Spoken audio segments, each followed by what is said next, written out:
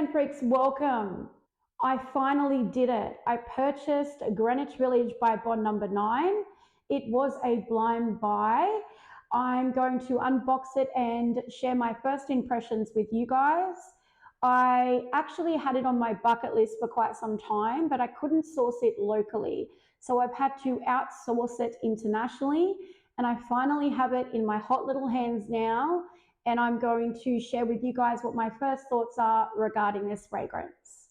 Don't forget to subscribe and hit notifications if you love all things fragrance. Okay guys, so here it is here. I'm so excited for this one. This one, I don't know. I was told that it was a Baccarat Rouge dupe, that it was very similar to Baccarat. I am a Baccarat Rouge by 40 fan prior to its reformulation. So anything that smells a lot like the original Baccarat, I'm all for. Okay guys, so the initial one was just like a little plastic sleeve here. And now I'm finally down to the box, which is a really durable, I mean heavy duty luxe cardboard. This isn't just a basic cardboard. I love the box design. It really does look beautiful. The first thing that I've noticed is that the bottle, just like Tribeca, which I already own from Bond number 9, is very, very weighted. It almost feels like a porcelain material or ceramic material. It's definitely absolutely stunning. It feels very luxurious in the hand. It's also got some sort of a imprint. It looks like almost like dinosaur skin on the front of it, and then the beautiful gold logo. Okay, let's spritz the fragrance and see what it has to offer. Okay guys, so I have sprayed the test strip. Let's go through the scent notes while the fragrance dries down. Greenwich Village by Bond number 9 retails for 550 Australian dollars for a 100ml EDP concentration bottle. It has top notes of lychee, cassis, mandarin orange, mid notes of peony, water lily and jasmine, and base notes of ambroxan, praline, vanilla musk, and oak moss. Okay guys, let's smell the fragrance and I will give you guys just some thoughts that come to my mind when I smell it. I'm so excited. Okay, that's really interesting actually. It's much more clean and soapy than I anticipated. I actually had never heard anybody talk about it being a semi-clean or soapy fragrance before. So that was not something that I was expecting at all. As I mentioned at the beginning of the video, I had heard that this fragrance was a Baccarat dupe or something that was extremely close to Baccarat Rouge by 40. What I will say is that I can certainly see why people are drawing a similarity between them. There is definitely similarities to BR540, but I feel like with that clean kind of ambroxan fueled shampoo, body wash-esque sort of vibe that it has, that it reminds me more of a Baccarat Rouge 540 shampoo as opposed to like the EDP. The florals in this fragrance are creamy and they're evident without a doubt. And the ambroxan kind of fuels it and gives it this airy, almost whimsical feel to it. As it's drying down on the test strip, it's really becoming this beautiful, creamy, sweet, vanilla powdered scent. There are definitely still remnants of Baccarat Rouge 540, but I think it's still quite a different fragrance just to be called a Baccarat dupe or similar fragrance. I suppose to compare Baccarat 540 to this fragrance, I would say they're not sisters, but they're definitely related, you know, maybe distant relatives or second cousins maybe. They're definitely similar, but I would not say that they are identical by any means.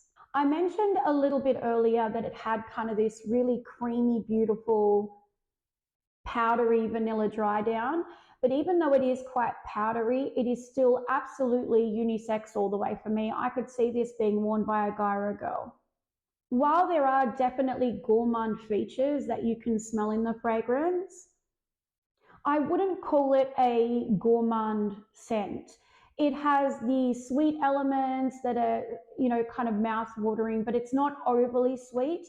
And then the contradiction of the powdery notes along with the really strong ambroxan presence, really does kind of, I think, officially take it out of a gourmand fragrance, even though they're definitely sweet, tantalizing gourmands to smell in it. Despite it being quite a creamy, aquatic, floral sort of scent, it is quite unique. There is something that's pulling me towards it and kind of making me really take notice, because there are a lot of fragrances that would fit that criteria. But I will say that this one does definitely have a unique aspect to it that kind of makes you stop and think and go, oh, no, you're not generic and you're not something that I've smelled 1,000 times before. It's definitely addictive, so be warned. It should come with some sort of a warning label on it. Like, you cannot stop smelling it. If I sprayed this on my wrist right now, I would be distracted with you guys and I would just be continuously smelling it. I cannot stop. So addictive. If you're someone looking for a 540 clone or dupe, I would say that this one wouldn't be the one I would go with, despite, as I said earlier, it is definitely very similar. I would actually go with Tribeca by Bond Number 9. I find that one to be a lot more Baccarat 540 leaning, with like an ambroxan heavy molecule caramel dry down. This one to me is Baccarat, but it has other aspects to it as well that I feel like, you know, that one is more similar than this one. However, if you're looking for something similar to Baccarat Rouge 540 that really does give it a totally different spin, in terms of a clean Baccarat, a shampoo-like Baccarat, definitely sample this one. I think you guys might really like it. I also feel like Greenwich Village has a lot of versatility. I don't see this one being pinholed to a specific, you know, occasion or time of day. I think that this fragrance could be worn for day or evening, formal, casual, signature. It wouldn't really matter. I think it's a bit of a chameleon that way, where it's impressive and you'll get loads of compliments, but it's also very, very versatile. I think Greenwich Village is a great option for people who enjoy fresh floral scents with a semi-gourmand sweet underbelly. As I mentioned at the beginning of the video when I first spritzed the fragrance, it was surprising to me that it kind of had this clean shampoo-esque kind of scent. So please sample it first, because after the reviews I saw and the feedback I got, I was expecting something different. Am I regretting buying this fragrance? Absolutely not. I love the fragrance. I think it gives Baccarat DNA kind of a flip on its head and does something new and unusual with it, which I totally appreciate. So I do not regret blind buying this bottle. Okay, scent freaks, so that is my unboxing first impression of Greenwich Village by Bond Number 9. I am thrilled that I've been able to share this with you guys. This was a big buy for me. It's one of those really anticipated fragrances that I haven't been able to quite get my hands on yet, and I couldn't get a sample anywhere either. So it was wonderful to be able to share this experience with you guys. If you've had your own experiences with Greenwich Village, please put it in the comments below. I would love to hear from you. Thank you so much, scent freaks. I love and appreciate you all, and I hope to see you next time. Take care, everyone. Bye-bye.